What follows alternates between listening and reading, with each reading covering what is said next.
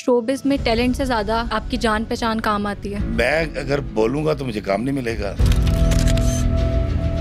32 साल के बाद अगर मैंने छोड़ दी है तो मैं कैसे कहूंगा कि आप काम करें इसमें।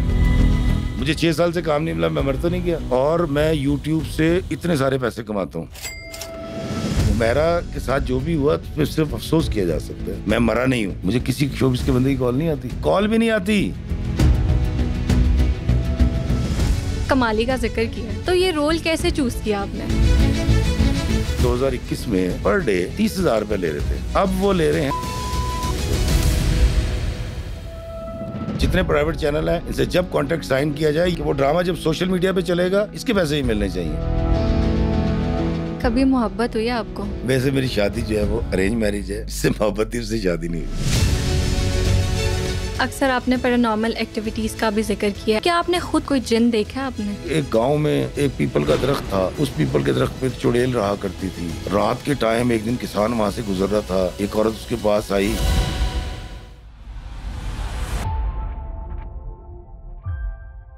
अस्सलाम वालेकुम एवरीवन, आप देख रहे हैं टीबीटी डिजिटल पॉडकास्ट और मैं हूं आपकी होस्ट नूरुल सहर। व्यूअर्स, आज के पॉडकास्ट में हमारे साथ मौजूद हैं इफ्तिखार इफ़ी साहब, जो कि फेमस राइटर भी हैं, एक्टर भी हैं और शायर होने के साथ साथ यूट्यूबर भी हैं। और इनसे हम ड्रामा इंडस्ट्री की तल्ख हकीकतों के बारे में बात करेंगे और इनके बारे में भी बहुत कुछ जानेंगे। तो एपिसोड को एंड तक लाजमी देखिएगा। अस्सलाम वालेकुम सर। वालेकुम अस्सलाम। कैसे हैं आप? अल्हम्दुलिल्लाह, आप सुनाएं। अल्लाह का शुक्र। अच्छा सर, सबसे पहले तो इंडस्ट्री की कुछ हकीकतों के बारे में बात कर लेते हैं, फिर आपकी शख्सियत पर आएंगे। तो जो मौजूदा इंडस्ट्री है, आप उसको कैसे देखते हैं, ड्रामा इंडस्ट्री को हमारी? ड्रामा इंडस्ट्री बेहतरीन जा रही है जी, और ये लोग काम कर रहे हैं और खिदमत कर रहे हैं कौम की। राइट सर, क्या ये बात सच है कि शोबिज़ में टैलेंट से ज़्यादा रिश्तेदारी और आपकी जान पहचान काम आती है? बेटा, दरअसल बात ये है कि मैं आपको बजाय ये बताने के मैं ये बताता हूँ कि मैंने अपनी ज़िंदगी में जो सबसे बहुत बड़ा हिट रोल किया ना, जो कि मुझे बाद में पता लगा, वो था कमाली का रोल परीज़ाद में। अच्छा, हुआ ये था, जब मैं काम करने आया तो मुझे 200, 300, 500 रुपए का कोई काम मिलता था पीटीवी में, कोई एक आधा चेक बन जाता था कभी साल 2 साल में। अब घर में गुर्बत थी, गरीब आदमी था, तो इशफाक साहब और डॉक्टर सजाद साहब और आज़म खुर्शीद साहब और यावर हयात साहब की मदद से मैंने लिखना शुरू कर दिया ड्रामा। अच्छा, वो बिकता नहीं था, वो बिका बड़ी देर से, लेकिन जब ड्रामा बिकना शुरू हुआ तो मैंने एक्टर का गला घोटा और मैं आ गया लिखने में। अब लिखने में पैसे थे, लिखने के अंदर इज्जत थी और पैसे भी ढेर सारे थे। बीच में कहीं एक्टिंग का काम मिलता रहा, मैं करता रहा। नागन मैंने 17-18 में लिखा था और उसके बाद परीज़ाद अब 21 में चला। परीज़ाद वो ड्रामा है कि कब्रिस्तानों में भी लोग सेल्फियां बनाते हैं। मैं कहता हूँ यार, हाथ नीचे कर ले, पीछे कदबा ना आ जाए। मतलब मोहब्बत है ना लोगों की, अब क्या करेंगे। मैं आपको एक और बात बताता हूँ। मैं और मेरी बेगम साहबा हम गए 2022 में उम्रे पे, मेरा बेटा, बड़ा बेटा और मैं। अब जब हम खाना काबा का तवाफ़ कर रहे थे ना, तो मैं आगे था, मेरी बीवी ने मेरे कंधों पे हाथ रखे हुए और अली ने अपनी माँ के अली माशाल्लाह 6.25 फुट का है मेरा बेटा। हम तवाफ़े काबा करें, जब पहला चक्कर कंप्लीट होने लगा तो मेरी बीवी ने मुझे कहा कि सुनिए। मैं कहा जी। कहती ये खातून ना आपके साथ तस्वीर बनाना चाहती। मैंने ऐसे देखा और मैंने फिर खाना काबा की तरफ देखा। मैं कहा या अल्लाह, तेरा बंदा आया है। मैं कहा जी बनाएं। जब उसने बनाई तो 2-4 और ने देखा, वो इंडियंस भी थे, पाकिस्तानी भी, उन्होंने तस्वीरें बनाई। अब ये आलम है मेरी शोहरत का, जो मुझे अल्लाह ने अता की, जो मुझे इन देखने वालों ने अता की है। 21 में चला था परीज़ाद और तभी चला है जीवन नगर पिछले साल शायद। वो record at the same time हुए थे दोनों। मुझे आज तक काम की एक भी ऑफर नहीं आई। अच्छा। हाँ जी। और उसकी वजह मैं ये बताता हूँ हमेशा कि मैं एक सब स्टैंडर्ड एक्टर हूँ और एक सब स्टैंडर्ड राइटर हूँ। देखें ना, पहले इस बात को समझ लें। मैं अब क्या सवाल इसके ऊपर बात करूँ। आजकल मैं सुन रहा हूँ बहुत सारे लोग इसके बारे में बात कर रहे हैं, चेक्स के हवाले से और सारी चीज़ों के हवाले से। तो मेरा ख्याल है उनकी बात पे ज़्यादा यकीन आप कर लें जो वो कह रहे हैं। तो मैं तो अपनी जान ये कह के छुड़ा लेता हूँ कि मैं इस काबिल नहीं था। एक चीज़ मैं आपके प्लेटफॉर्म से जो नई, जो आज तक किसी ने नहीं की, वो मैं करना चाहूँगा और मैं ये धड़ल्ले से और ठस्से से करूँगा। और ये वो हक सच की बात है जो कोई भी नहीं करेगा। लोग डरते हैं। मुझे 6 साल से काम नहीं मिला, मैं मर तो नहीं गया, बल्कि मैंने उसके बाद ज़्यादा दुनिया घूमी है। मैं 23 मुल्कों में होकर आया, अभी मैं फिर नवंबर से स्टार्ट कर रहा हूँ, और मैं यूट्यूब से इतने सारे पैसे कमाता हूँ। मुझे शोबिज़ से ज़्यादा पैसे मैंने यूट्यूब से कमा लिए, ठीक है। अल्लाह ताला, क्योंकि रिस्क तो नहीं बंद होगा ना। मैं गुजारिश करता हूँ दोस्तों से जो मिसाल के तौर पे 2021 में पर डे 30,000 रुपये ले रहे थे पर डे, ये अच्छे आर्टिस्ट की बात कर रहा हूँ जी। अब वो ले रहे हैं 60,000 रुपये एपिसोड। 30 से 60 पे आए हैं, जबकि जब वो 30,000 ले रहे थे उस वक्त डॉलर पाकिस्तान में 100 रुपये का था, 300 रुपए के करीब पहुंचा हुआ है। तो आपने पहली बात मुआवजा क्या बढ़ाया आपने? आप मेरी बात समझ नहीं है? बिल्कुल। वो ड्रामा जो कभी 1.25 करोड़ में 2 करोड़ में बनता था, वो 12-15 करोड़ पे चला गया, 26 किस्तें। तो आर्टिस्ट के पैसे नहीं बढ़े। अच्छा, ये बढ़ाते हुए डर भी जाते हैं, क्यों? मैं छोड़ूंगा आप आ जाएंगे करने के लिए, आप छोड़ेंगे वो आ जाएगा करने के लिए। एक तो ये खौफ रहता है। दूसरी बात, अब एक साहब ने मुझे अभी ऑफर की, मेरी उनसे बात हुई और मैंने उनसे कहा यार मैं आपसे ना 3 लाख रुपए पर डे लूँगा। कहता सारा आपने तो वो किया था परिजात लाख रुपए पर डे में। मैं कहा बेटा 21 में किया था, 21 में 160 रुपये का डॉलर था। अब डॉलर जो है वो 280 रुपये क्रॉस कर चुका है। कह रहा है तो फिर दुगने कर ले। मैं कहा दुगने नहीं करने, 1 लाख ऊपर से भी वो भी दें, वो जो आपने डिजिटल मीडिया से कमाने हैं।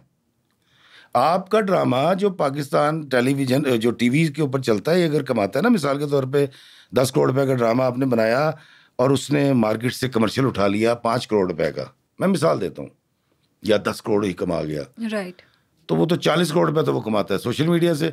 तो ना राइटर के पैसे हैं सोशल मीडिया की इनकम में, ना एक्टर के पैसे हैं, ना डायरेक्टर के पैसे हैं, ना म्यूजिशियन के पैसे हैं, ना गायक के हैं। अब ये वाली बात कोई भी नहीं कर रहा। मैं लिख कर देता हूँ आपको कैलकुलेशन। अच्छा, ये बात मैं क्यों कर रहा हूँ ये भी बता देता हूँ। मेरे वीडियो का ड्यूरेशन बहुत कम आता है। मेरे जो मैं वीडियो अपलोड करता हूँ, जो मैं दुनिया भर में जाता हूँ, या मैं जो कहानी सुनाता हूँ, आजकल मैं कहानी सुना रहा हूँ, उस कहानी का ड्यूरेशन आम वीडियो से थोड़ा सा बड़ा आता है। मेरा जो ड्रामा है वो तो 38 मिनट का होता है। 38 मिनट में अगर 20 मिनट का भी ड्यूरेशन आ रहा है एवरेज, तो आप कितने करोड़ों रुपए कमा रहे हैं, और आप आर्टिस्ट को नहीं दे रहे, आप प्रोड्यूसर को नहीं दे रहे, आप डायरेक्टर को नहीं दे रहे। ये कोई बात नहीं करेगा। मैं बता रहा हूँ, अभी उसकी वजह बताता हूँ। मैं अगर बोलूँगा तो मुझे काम नहीं मिलेगा। वो बोलेगा ओ भाई मेरा तो, मुझे तो मेरे अल्लाह ने वहाँ पाला था जब मैं माँ की पेट में था, शकम में था। फिर उसने मेरी माँ को ही मेरी रिज़्क़ का ज़रिया बना दिया जब मैं पैदा हुआ। फिर मेरे माँ बाप मिल के, बाप कमा के लाता रहा, माँ मुझे पालती रही। मैं 24-25 साल का हो गया था, मैंने तो 1 रुपया नहीं कमाया था। तो मैं तो बड़ा और तरह का बिलीवर हूँ। लेकिन मैं शोबिज़ के लोगों से सबसे ये कह रहा हूँ, आप देखें मिलियंस के अंदर वीडियोस जा रहे, एपिसोड जा रहा है। और आपको एक मैं बात बताता हूँ कि वैसी आइडिया के लिए एक बात कर रहा हूँ कि आप इसको ये समझ लें कि अगर 15 मिनट के ड्यूरेशन के साथ कोई एक एपिसोड 1 मिलियन पे चला जाता है ना, और हम अंदाज़ा लगा लें वो 15 मिनट का उसका ड्यूरेशन है, तो ये कमो बेश 22-24 लाख रुपए पाकिस्तानी बनते हैं एक एपिसोड के। तानू की देन डे ने, ये मैं बात कर रहा हूँ 1 मिलियन वाले की। ड्रामे तो जा रहे हैं 100-100, 200, 400 मिलियन के ऊपर। ऐसे ही है। तो इनसे ये पैसे किसने लेने हैं? हमारी हुकूमत हर तरह से अभी बड़ा अच्छा काम कर रहे हैं जी। वो इंक्रोचमेंट भी ख़त्म हो रही है, वो लाइसेंस भी बनेंगे, इनसे टैक्स भी लेना है। तो भाई ये जो एक ड्रामा इंडस्ट्री है, क्या ये अल्लाह के बंदे नहीं है? क्या ये खिदमत नहीं करते, या लोगों को हंसाते रुलाते नहीं है? क्या ये जीने की राह नहीं सिखाते दिखाते? क्या ये राइटर दिन रात बैठ के अंधे, मैंने जितना लिखा 20-22 साल, अब मेरी आईसाइट वीक हो चुकी है, मेरी जेब में ऐनक है। मैं ऐनक, ये देखें मैं आपको ऐनक दिखाता हूँ, मैं ऐनक ना लगाऊँ तो मुझे करीब से नज़र नहीं आता, दूर की नज़र मेरी ठीक है। तो खुदारा ये मामला हुआ था आर्टिस्टों के साथ 1996-97 में। एक पीटीवी में हड़ताल हुई थी, उसमें उन्होंने राना शेख का दौर था, वो उस वक्त चेयरमैन थी, एमडी थी, उन्होंने बंद कर दी रॉयल्टी। पहले ही होता था ड्रामा मैंने किया, ड्रामा चल गया, अब वो जब जहाँ जहाँ चलेगा उसका कुछ थोड़ा सा 15% 10% पेमेंट का चेक मुझे आता रहेगा। okay. तो जब मैंने सारी ज़िंदगी में अगर 400 ड्रामे कर लिए तो मुझे एक रिटायरमेंट के पेंशन टाइप काम हो जाएगा। उन्होंने वो बंद कर दिया और वही फार्मूला ड्रामा की रॉयल्टी तो बंद की थी पीटीवी ने, सरकारी इदारे ने, प्राइवेट वालों ने उस रूल को क्यों अपनाया मुझे नहीं पता कि इसके बाद मेरे साथ क्या होगा जो मैं बोल रहा हूँ, लेकिन मैं गलत बात नहीं कर रहा। किसी ने पैसा उठा के कंधों पे कब्र में नहीं लेके जाना होता। उसकी वजह बताता हूँ, जब कोई आर्टिस्ट आके मेरे पास आता है ना और आके कहता है, और बड़ा आर्टिस्ट होता है 10, 15, 20 हज़ार रुपये मांगता है, या किसी की बेटी की शादी होती है तो वो कहता है ना कि इफ्तिखार साहब एक वाशिंग मशीन ले दें और एक फला ले दें, तो मुझे पता है किस तकलीफ, क्योंकि मैंने आर्टिस्टों के लिए काम किया। मैंने 20 साल आर्टिस्टों के लिए नेशनल काउंसिल ऑफ आर्ट्स और पीटीवी की तरफ से इनको फंड्स दिलवाता रहा हूँ।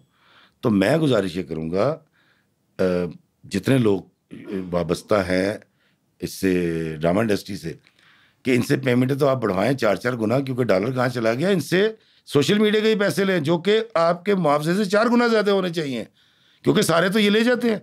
अब मुझे बताएं कि एक चैनल पे चला दिया, उससे पैसे आए 4-6 दफ़ा तो रिपीट कर लेते हैं आप। एक तो आपको रिपीट होने के पैसे नहीं मिल रहे, दूसरा जो सोशल मीडिया से कमा रहे वो भी पैसे आपको नहीं मिल रहे, धड़ल हो ही रहा है। फिर जब आर्टिस्ट मरने वाला होता है बेचारा, वो फिर भी मतलब चैनल पे आता है और कहता है मेरी मदद करो, अच्छा लगता है, और फिर लोग सवाल करते हैं। दूसरी बात, मैं हुकूमत पाकिस्तान से कहना चाहूँगा, हम बहुत कम लोग हैं, हम खुद रॉ पौधे हैं। हमें पता है कि हमारे घर में जब बुरा वक्त, हमें तो बड़ा मुश्किल होता है ऐसे करना। आपको पता है कि जो चंद आकर चैनल के ऊपर कह देते हैं ना मेरी मदद करो, ये तो बहुत बड़े दिल वाले होते हैं जो कह देते हैं। खुदा की कसम, आर्टिस्ट मर जाता है कभी एक हाथ नहीं फैलाता। मसूद अख्तर साहब क्या बहुत अमीर कबीर आदमी थे, मेरे दोस्त थे। दोस्त कैसे थे, उन्होंने बड़े, लेकिन मुझे दोस्तों की तरह डील करते थे। मुझे पता है कि मसूद अख्तर साहब का क्या सूरत हाल थी। अभी राशिद महमूद भाई की पिछले साल वीडियो आई थी जब उनको बेल आ गया था, और 35 के 40, यार अगर एक आर्टिस्ट उसको काम नहीं मिल रहा, वो बूढ़ा हो चुका है, ना उसकी पेंशन है, ना उसकी रिटायरमेंट है, ना उसको घर मिलता है, ना उसके बच्चे फ्री पढ़ते हैं, ना उसको कहीं कोई प्रिविलेज है, तो खुदा का वास्ता है अगर आप इतने सारे कानून बना भी रहे हैं, इम्प्लीमेंट भी कर रहे हैं, तो हुकूमत सिर्फ एक काम ये करे कि पाकिस्तान में जहाँ जहाँ आर्टिस्ट हैं 4-5 सूबों के अंदर, इनको वहाँ 40 साल की किस्तों पर 10 मरले का एक तो मकान दे दें। सबसे पहले 40 साल की किस्तें बांध लें, क्योंकि 10, 50, 60, 70 हज़ार से ऊपर नहीं दे सकते। एक ये कर दें, बड़ी मेहरबानी होगी।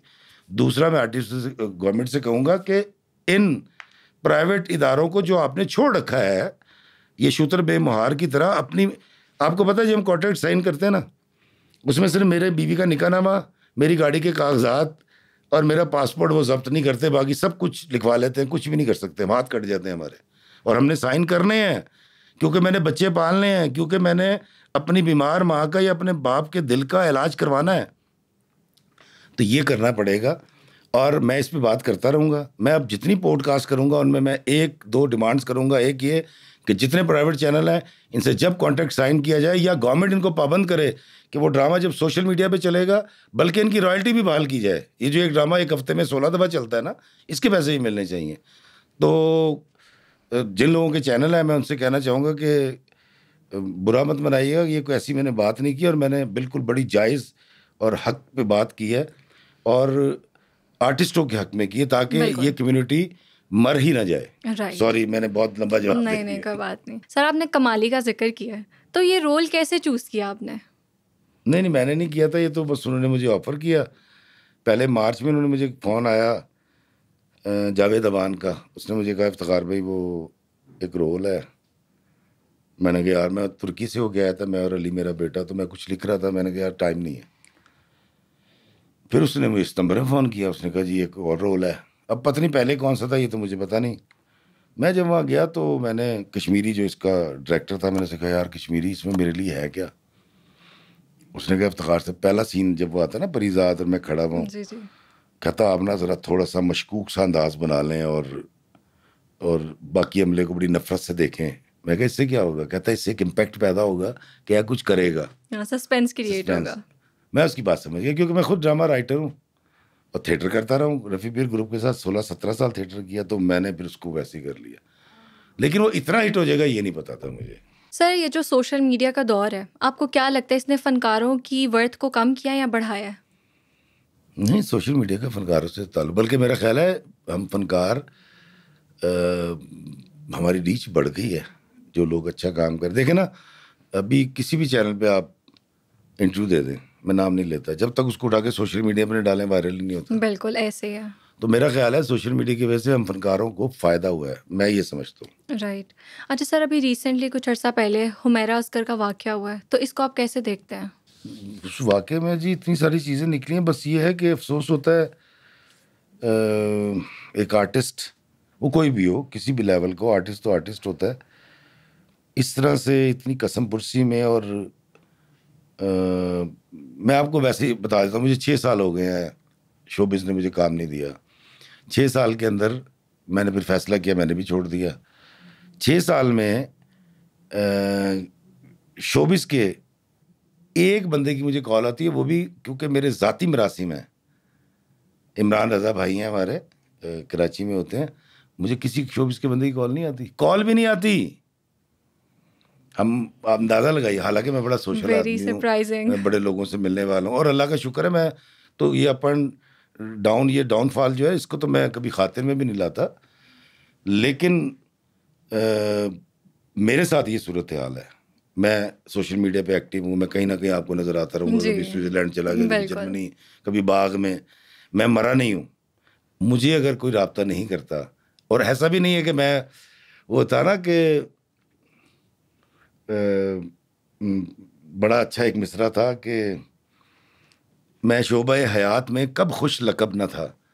मतलब मैंने अपनी ज़िंदगी में कोई ऐसी बात नहीं की, मैंने कभी किसी की दिल आज़ारी नहीं की, और मैं बड़ा दोस्त बन जाने वाला आदमी हूँ, लेकिन वो मसरूफ़ इतने हैं लोग। तो हुमैरा के साथ जो भी हुआ, उस पर सिर्फ अफसोस किया जा सकता है, बिल्कुल। लोग नहीं राब्ता करते। सर, आप माशाल्लाह ट्रैवल व्लॉगर भी हैं, तो आप पूरी दुनिया घूमते हैं, तो कोई इंटरेस्टिंग वाक़या बताएं। यार वैसे वाक़यात तो बेतहाशा हैं। मैं द्रामन सिटी है नॉर्वे का, अच्छा। मैं वहाँ 4-5 दिन रहा। तो जिस होटल में मैं था, हमारे एक दोस्त थे, उन्होंने मुझे एक होटल में स्टे करवाया वहाँ। तो हम रात को जब निकलते थे ना, वो वहाँ के वो काउंसलर भी थे, अब तो शायद एमपी बन गए हों, बड़े अच्छे हमारे एक भाई हैं वहाँ। तो वो रात को जब मैं निकलता था, तो वहाँ जो टैक्सी ड्राइवर हैं, वो ज़्यादातर पाकिस्तानी हैं या इंडियन पंजाबी हैं, नॉर्वे की बात कर रहा हूँ। तो वो रात को मुझे मिलते थे, बड़ा खूबसूरत एक वहाँ दरिया बहता है, और बड़ा वहाँ उनकी आवाज़ें आ रही होती हैं सीगल्स की, और ये वो, और बड़ी खूबसूरत वो जगह है वो द्रामन सिटी। तो रात को अक्सर मिल जाते थे। अगले दिन मैंने जाना था, एक दिन जब मैं अब द्रामन से जा रहा हूँ ओस्लो, नॉर्वे का शहर है ओस्लो। तो मैं आया स्टेशन पे, अब मेरे सामने होटल था, होटल से निकला हूँ, सड़क क्रॉस की, मैंने कहा टैक्सी वाले को कहा मैंने स्टेशन जाना था, उसने कहा वो सामने है। मैं कहा है इतना करीब है। अच्छा, मैं स्टेशन में चला गया, मेरे पास 2 बैग्स थे मेरे। मैं वहाँ पहुँचा, वहाँ जाके क्योंकि मेरा मेज़बान, मैंने सुबह निकलना था, तो मेज़बान मेरा उस वक्त सो रहा होगा, तो मैंने उसको कहा यार मैं सुबह चला जाऊँगा। अच्छा, उन्होंने मुझे जब कहा था ना स्टेशन चला जाइए, तो मैं समझा था, मैंने कहा यार ये मुझे स्टेशन छोड़ने नहीं आ रहा, ये सो रहा होगा। दरअसल स्टेशन सामने था, बिल्कुल ही मुझे पता नहीं था। मैं खैर वहाँ से निकला, तो मैंने उससे पूछा, उन्होंने कहा वो सामने स्टेशन है। मैं स्टेशन पे चला गया। जब वहाँ गया तो स्टेशन पे कोई भी नहीं, ट्रेनें आ रही हैं जा रही हैं। मैं टाइम देख रहा हूँ कि यार इतने बजे वाली ट्रेन 9:15 वहाँ चलती है, 9, 5, 7, मतलब पूरे राउंड द क्लॉक वो जो होता है राइट। ना, वो नहीं होती जी, चलती। जी। खैर वो मैं वहाँ खड़ा हो गया।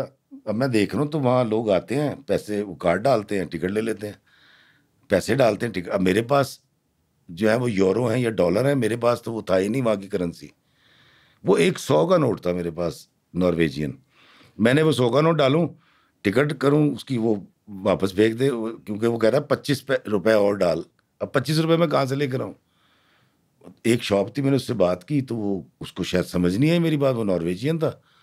मेरे जहन में है यार मुझे इतने दिन से रात को इतने सारे टैक्सी ड्राइवर्स मिलते हैं, मैं बाहर चलता हूँ, मैं बाहर से आ गया।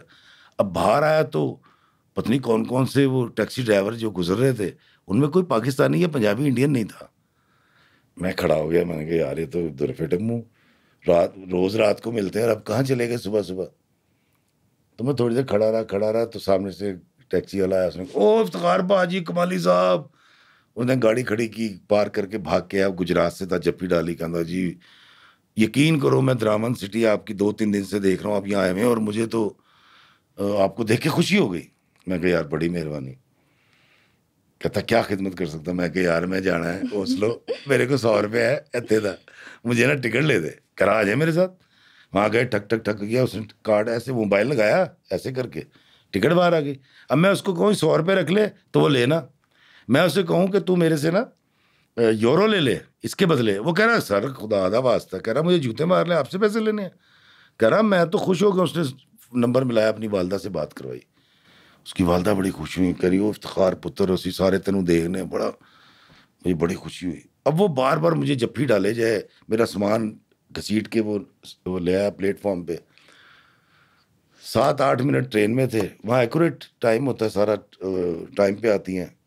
ट्रेन आ गई, उसने मेरा सामान रखा, सामान रख के फिर मुझे जफ्फी डाली, मुझे देखता रहा, दरवाज़ा बंद हो गया तो उसकी आंखों से आंसू शुरू हो गए, हाथ हिलाता रहा और मुझे उसने रुखसत कर दिया। पत्नी कौन था, मैं उसका नाम भी नहीं जानता, लेकिन उसने नॉर्वेजियन 125 रुपए की मुझे टिकट दिलवाई थी। जो अल्लाह उसको अजर दे, या कभी मुझे वो मिला, अगर ये पॉडकास्ट देखे तो मुझसे रब्ता करे, तो मैं ज़रूर उस बंदे, क्योंकि उस वक्त मैं आबड़ ताबड़ में था ना, बिल्कुल। तो जल्दबाजी में मुझे बिल्कुल नहीं, क्योंकि वो इतनी मोहब्बत का इजहार कर रहा था और इस कदर खुश था कि मुझे कोई सवाल करने का भी उससे मौका नहीं मिला। राइट। तो ये एक ऐसा वाकया है कि कहाँ नॉर्वे, यूरोप का कौन सा कोना, और फिर वहाँ पर एक पाकिस्तानी का मिल जाना और फिर उसका इस तरह की मोहब्बतें करना। तो हम सारे पाकिस्तानी ऐसी मोहब्बत करने वाले हैं। बिल्कुल ऐसे ही है। अच्छा सर, अक्सर आपने पैरानॉर्मल एक्टिविटीज़ का भी जिक्र किया है, ऐसी प्लेसेस पे भी आप गए हैं, तो क्या आपने खुद कभी ऐसा कुछ फील किया है या कभी कोई जिन देखा है आपने? नहीं देखे जी, मैं जिन पे बिलीव इसलिए करता हूँ कि अल्लाह ताला ने कुरान में इसका जिक्र किया है। बिल्कुल। मेरा कभी ज़िंदगी का कोई तजर्बा नहीं है, मैं किसी चीज़ से नहीं डरता अल्लाह के अलावा। मुझे आप रात को कब्रिस्तान में ले जाएं, मुझे आप तावीज़ दें कि कब्र में दबा दें, मैं जाके रात को दबा दूंगा, आप कहें किला ठोक के आ जा कब्रिस्तान है, मुझे बिल्कुल डर नहीं लगता इन चीज़ों से। ओके। बल्कि जिन दिनों मैं नागन लिख रहा था तो शाह बिलाल साहब, क्योंकि उसके डायरेक्टर थे, तो उन्होंने इसके उसके अंदर इस तरह की चीज़ें शामिल करवा दी थी कुछ ना, हम डिस्कस करते थे। तो वो जब मैं लिखता था तो मुझे बड़ा अजीब सी फीलिंग आती थी, क्योंकि मैं बिलीवर ही नहीं हूँ। वो मतलब होता ना कि एक गांव में एक पीपल का दरख्त था, उस पीपल के दरख्त पे एक चुड़ैल रहा करती थी। रात के टाइम एक दिन किसान वहाँ से गुजर रहा था, एक औरत उसके पास आई और उसने उसको कहा कि तुम यहाँ से जल्दी से चले जाओ, और उसने एक कदम ज़मीन पे था, दूसरा उसने दरख्त पे रखा, ऊपर चढ़ गई, किसान बेहोश हो गए। मैं इस तरह की बातें ना सुनता हूँ, मुझे नींद आ जाती थी बचपन में ऐसी कहानी सुनते हुए ना, अम्मी से या फुप्पो से। तो मुझे इन चीज़ों पे बिल्कुल, मैं मतलब डरता नहीं हूँ इन चीज़ों से मैं। राइट। लेकिन मेरा ऐसा कोई एक्सपीरियंस है नहीं। ओके। इसकी एक वजह, मुझे अल्लाह ताला कुरान पाक में फरमाता है कि मैं अशरफुल मखलूक़ात हूँ। बिल्कुल। तो मेरे लिए तो यही बड़ा अल्लाह का करम है, और मैं इस बात पे बिलीव भी करता हूँ। तो किसी ने मेरा क्या करना है बेचारे ने। राइट। अच्छा सर, आप लाहौर से हैं और साथ साथ आपने बहुत दुनिया भी देखी हुई है, तो ये जो शहर लाहौर है, इसने आपके फ़न पर क्या असर डाला है? आपको लगता है कोई ख़ास असर डाला है आपकी शायरी पे, आपकी राइटिंग पे? देखिए, अगर मैं आर्टिस्ट हूँ, अगर मैं शायर हूँ, अगर मैं अफसाना निगार हूँ, मुनस्सर निगार हूँ और गुनगुनाता हूँ, एंजॉय करता हूँ, तो उसकी वजह मेरा शहर है। उसकी रीज़न ये है कि इस शहर में फेस्टिविटी बहुत ज़्यादा है। 365 दिन है, 364 367 या 68 जो है वो मेले हैं यहाँ। तो फेस्टिविटी बहुत ज़्यादा है यहाँ। 14 अगस्त यहाँ मनाते हैं, 23 मार्च यहाँ मनाते हैं, क्या कहते हैं, शाह जमाल का मेला, शाह कमाल का उर्स, बहुत मतलब। तो ये फेस्टिविटी, फिर रावी, फिर यहाँ पर तारीखी इमारतें मुग़लों के दौर की, फिर अंदरून, और जिस हवेली में मैं पल के जमाना वो हिंदुओं के दौर की थी, उसमें 5 अच्छा। मंदिर बने हुए थे। हम बचपन में मूर्तियों के साथ खेलते थे, क्योंकि वो हमने वहाँ से उठा ली थी ना मदरसे से, तो हमारे घर में तो मूर्तियाँ थी, मुझसे खेला करते थे।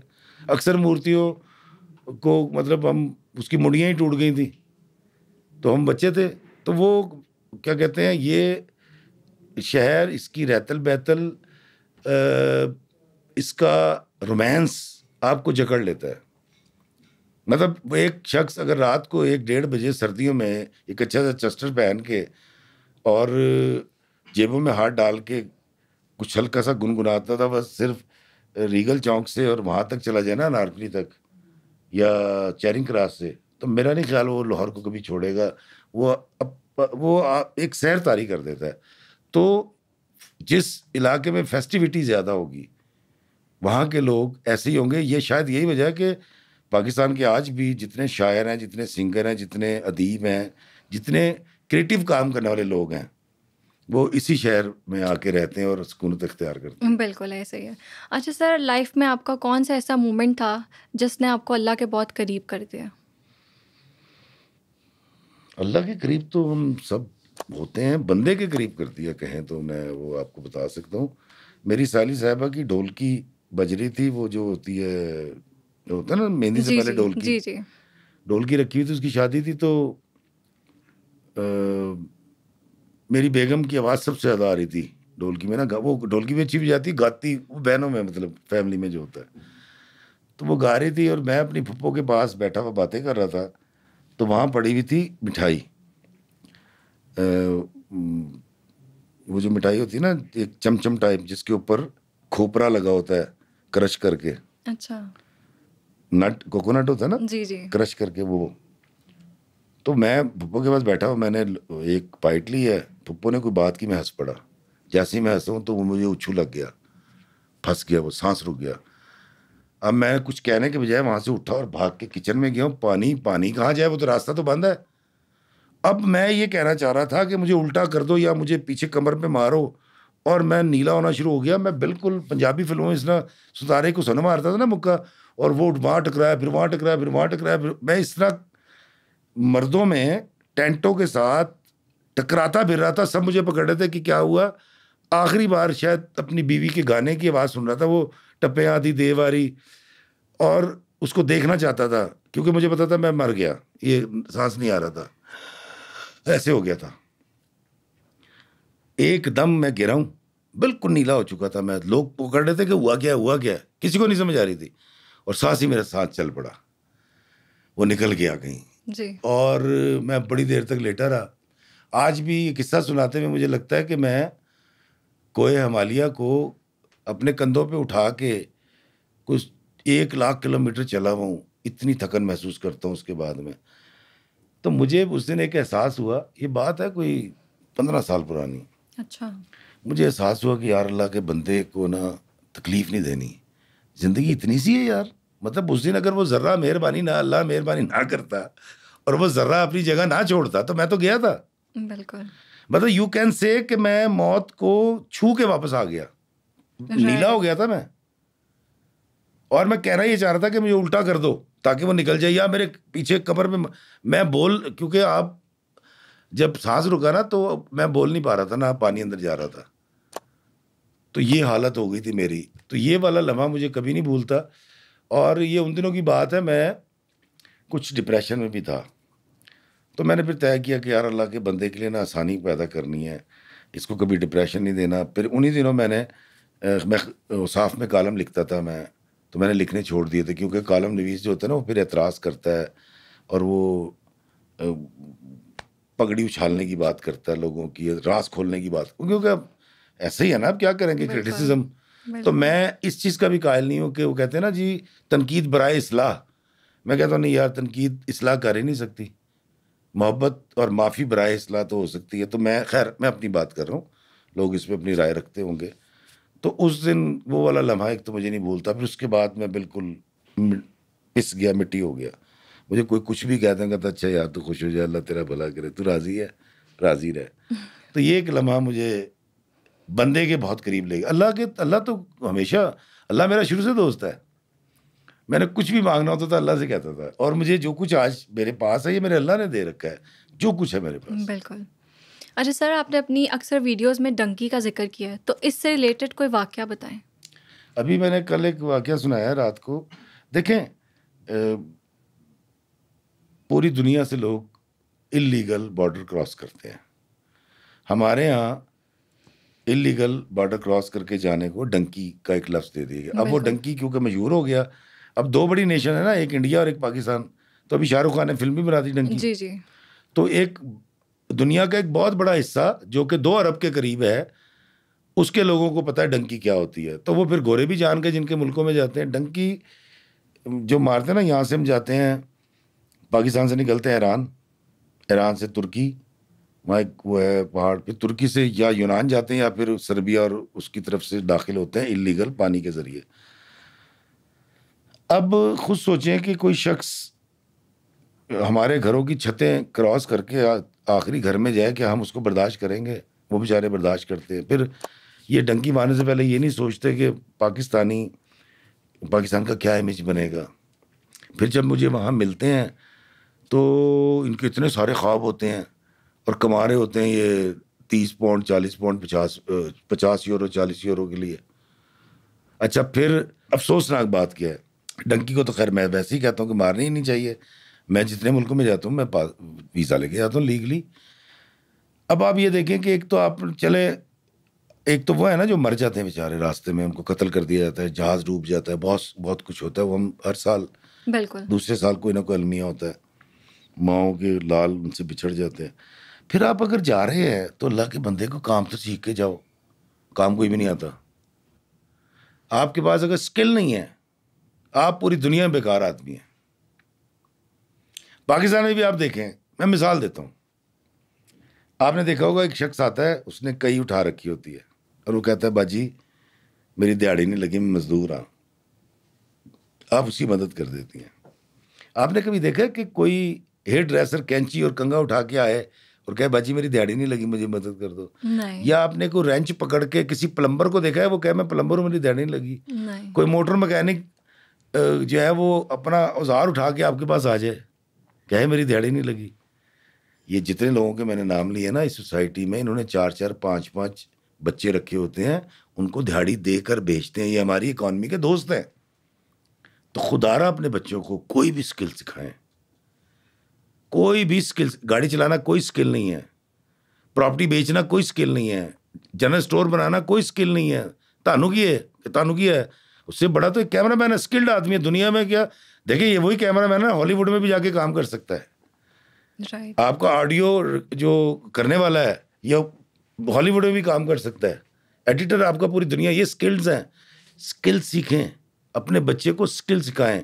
FA BA MA रिश्ता लेने के लिए तो बड़ा अच्छा लगता है, मुंडा MA पास है, मुंडा MA पास का मतलब क्लर्क है गया, या क्लर्क जिन्हें तनख्वाह लेंदा होएगा 70,000 रुपये से ज़्यादा, क्लर्क इसको MA पास को क्या मिलता है कहीं से?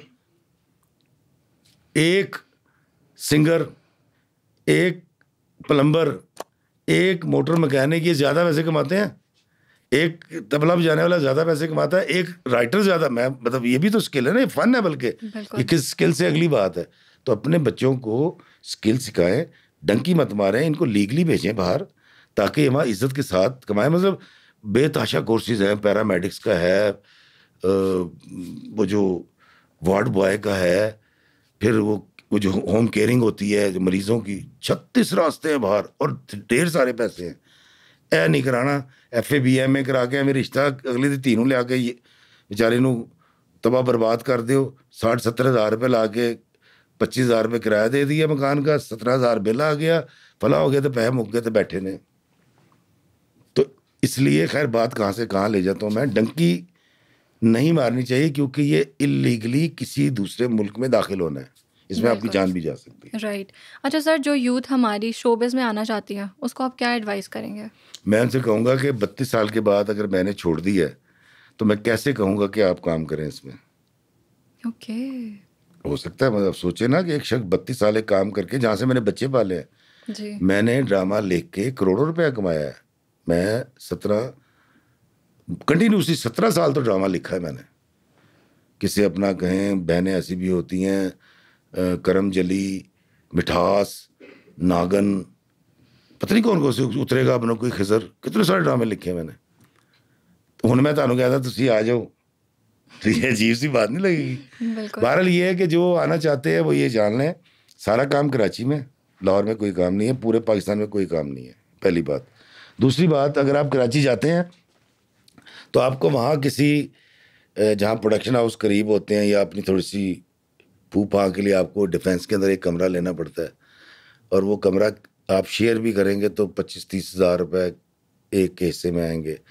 फिर आप यकीनन माँ को मैट्रेस ला के रखेंगे, फिर आप के पास एक मोटरसाइकिल भी होगी, नहीं होगी तो आप बसों में धक्के खाएंगे, और काम का कुछ नहीं पता कब मिलेगा, कोई नहीं कह सकता किसको कब काम मिलेगा।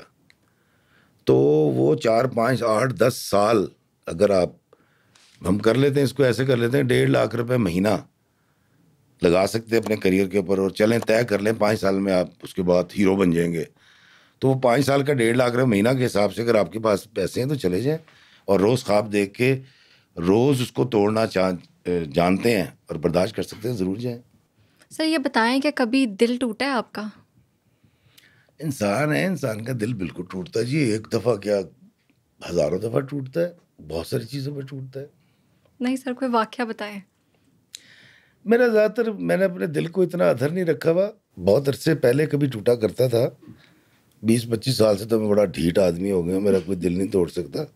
ये ज़रूर है कि बड़ा दुख होता है जब मैं किसी को मांगते देखता हूँ, किसी बुज़ुर्ग को शदीद धूप के अंदर रेड़ी घसीटते देखता हूँ, जब मैं देखता हूँ कि आशना के साथ मिलके शौहर को कत्ल कर दिया, और अल्लाह दी बंदी तू तलाक ले, तलाक ले के जा जितने मर्जी ब्याह कर।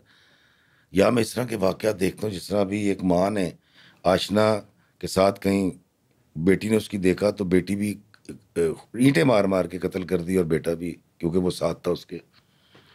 तो इस तरह की चीज़ें देख के दिल नहीं टूटता, खून के आंसू होता है। अल्लाह ने लीगल रास्ते रखे हुए, इलीगल रास्ता क्यों इख्तियार करते हो? एक बीवी, एक औरत, इस बच्चे की बात कर लेते जिसने अपने 2 बच्चे मारे। भाई तुझे अगर मालिक खान का बेटा पसंद था तो अपने खाम से तलाक खुला ले, तेरा हक है, और जाके उससे शादी कर ले।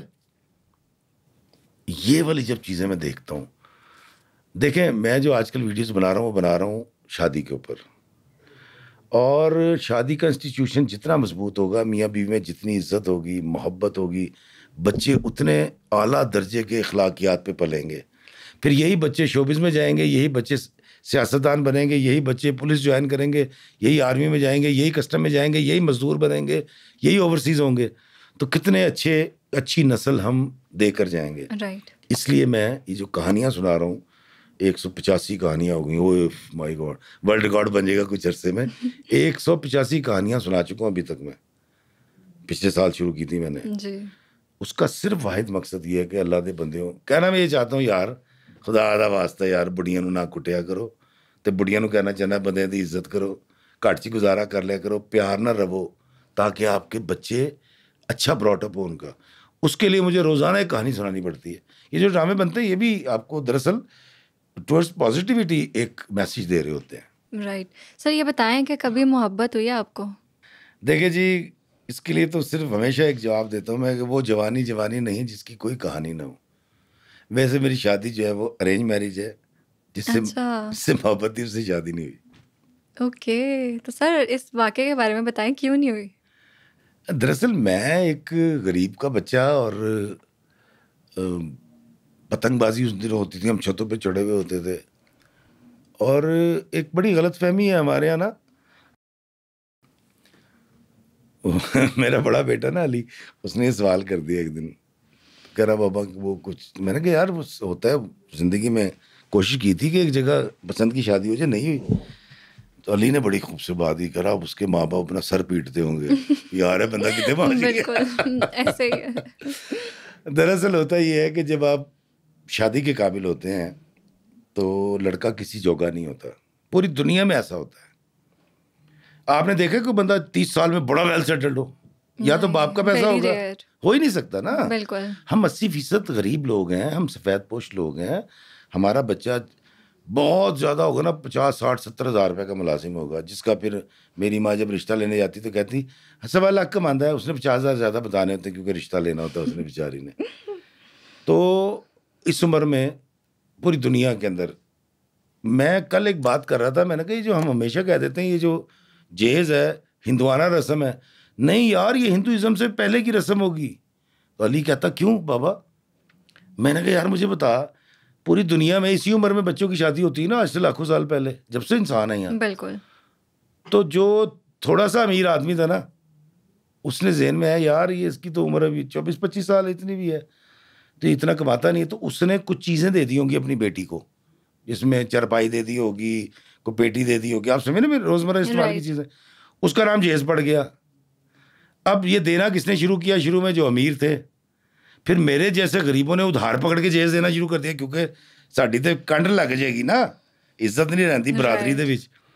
तो जहेज़ की जो रस्म है ये हिंदुआना नहीं है, ये हिंदुइज्म से भी पहले की इंसान की प्रॉब्लम है, क्योंकि 24, 25, 30 साल का बच्चा तो घर नहीं बना सकता, वो तो गाड़ी नहीं ले सकता, वो तो बड़े आला दर्जे के बेड और इस तरह की चीज़ें सहूलतें नहीं ले सकता। मेरा बेटा 24 साल का है, अभी वो यूनिवर्सिटी में पढ़ रहा है। मैं उसको पिछले 4 साल से 1 लाख रुपये महीना देता हूँ, क्योंकि वो मेरी कैमरा मैन ही सारी वो करता है, ठीक है।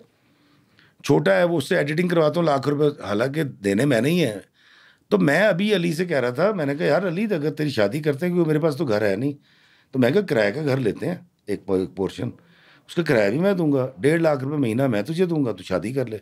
उसने कह रहा नहीं बाबा गुजारा नहीं होगा 1.5 लाख में। ये सूरत हाल हो चुकी है हमारी सोसाइटी के अंदर। मेरा चले, मैं तो तैयार हूँ ना, जब तक जिंदा हूँ मैं अपने बच्चों की किफालत करूंगा, गरीब आदमी क्या करे? तो मुझे शायद उस वक्त उन लोगों ने देखा कि यार ये तो एम ही छत पे गुड्डी शुड्डी उड़ाता रहता है और ये गरीबों का बच्चा है, तो उन्होंने अपनी बेटी इसलिए नहीं दी होगी क्योंकि वो ज़रा सोखे थे। उन्होंने कहा होगा यार ये तो हमारी बेटी को खिलाएगा कहाँ से, और उनकी बात ठीक थी। लेकिन आप गौर कीजिए, ये एक रूल है, एक बच्ची और एक बच्चा जब शादी करते हैं 18 से 24, 25, 30 साल के दरम्यान ही होता है ना। मैंने दसो 30 साल का केड़ा मुंडा अपने बलबूते दे उत्ते सेट होता, दसो कोई बंदा।